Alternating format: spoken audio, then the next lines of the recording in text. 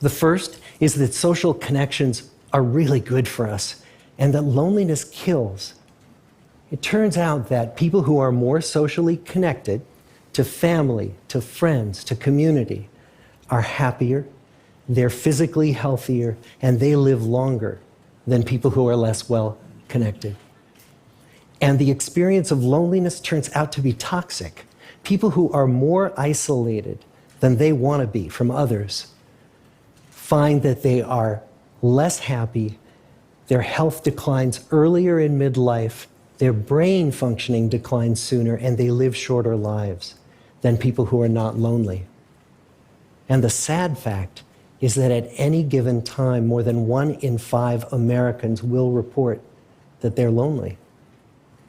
And we know that you can be lonely in a crowd and you can be lonely in a marriage. So the second big lesson that we learned is that it's not just the number of friends you have, and it's not whether or not you're in a committed relationship, but it's the quality of your close relationships that matters. It turns out that living in the midst of conflict is really bad for our health.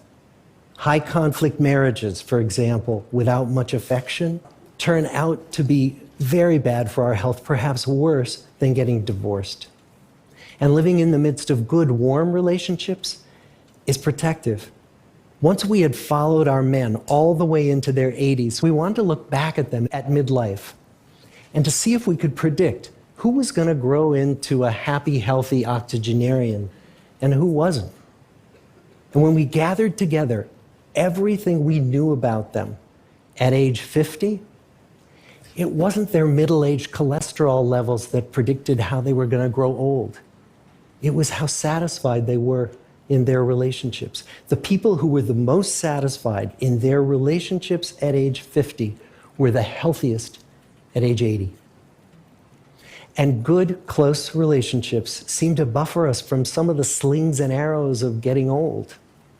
Our most happily partnered men and women reported in their 80s that on the days when they had more physical pain, their moods stayed just as happy. But the people who were in unhappy relationships, on the days when they reported more physical pain, it was magnified by more emotional pain. And the third big lesson that we learn about relationships and our health is that good relationships don't just protect our bodies, they protect our brains.